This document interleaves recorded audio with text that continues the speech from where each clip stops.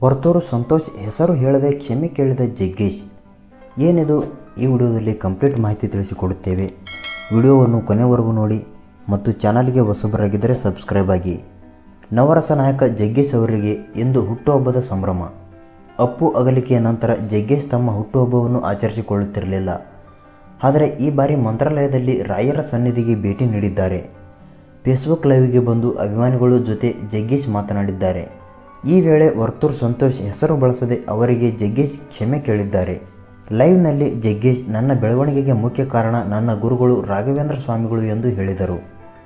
ಮುಖ್ಯ ವಿಚಾರಕ್ಕೆ ಬರುತ್ತೇನೆ ಎಂದ ಜಗ್ಗೇಶ್, ನಾನು ನೇರವಾಗಿ ಮಾತನಾಡುವ ಮನುಷ್ಯ, ಹಳ್ಳಿಯ ಸೊಗಡಿನವನು. ನನ್ನ ಮಾತುಗಳಲ್ಲಿ ಹಳ್ಳಿ ಪದಗಳು ಬಂದು ಬಿಡುತ್ತವೆ ಎಂದಿದ್ದಾರೆ. ನಾನು ಎಂದಿಗೂ ಯಾರಿಗೂ ಕೆಟ್ಟದ್ದನ್ನು ಬಯಸುವುದಿಲ್ಲ ಎಂದು ಮಾತನಾಡಿದ್ದಾರೆ. ಬಳಿಕ ಜಗ್ಗೇಶ್ ಮೈಕ್ ಹಿಡಿದು ಮಾತನಾಡುವಾಗ, ನನ್ನ ಮಾತಿನಿಂದ ಯಾರಿಗಾದರೂ ಬೇಜಾರಾಗಿದ್ದರೆ ಕ್ಷಮಿಸಿಬಿಡಿ. ನಿಮ್ಮ ತಂದೆಯ ವಯಸ್ಸಿನವನು ಅಂದುಕೊಂಡು ಕ್ಷಮಿಸಿ ಎಂದು ಮಾತನಾಡಿದ್ದಾರೆ. ಸಿನಿಮಾವೊಂದರ ಪ್ರಚಾರದ ವೇಳೆ ಹುಲಿ ಉಗುರು ಪ್ರಕರಣದ ಬಗ್ಗೆ ಮಾತನಾಡುತ್ತಾ ಬಿಗ್ ಬಾಸ್ ಸ್ಪರ್ಧಿ ವರ್ತೂರು ಸಂತೋಷ್ ಅವರನ್ನು ಕಿತ್ತೋದ್ ನನ್ನ ಮಗ ಎಂದ ಪದ ಬಳಸಿದ್ದರು. ಇದಕ್ಕೆ ಭಾರೀ ವಿರೋಧ ವ್ಯಕ್ತವಾಗಿತ್ತು.